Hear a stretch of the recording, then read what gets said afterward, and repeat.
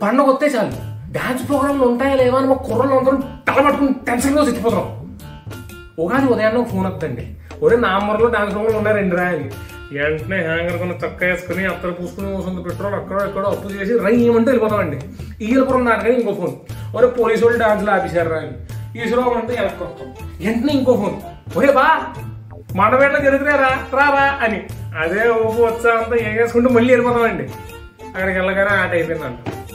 ఇంకో గంటలో కాకినాడలో ఉంటుంది అంటారండి. దానికోసం రాత్రి అంతా ఏటింగ్ చేస్తూ ఉంటాం. ఎన్ని నిద్రలేని రాత్రులు గడిపాం బాబాయ్ దీని గురించి. మాలాంటి బడుగు బలహీన వర్గాల ఈ ఎంటర్టైన్మెంట్ మీద ఎందుకు ఈ కక్ష వివక్ష అధ్యక్ష?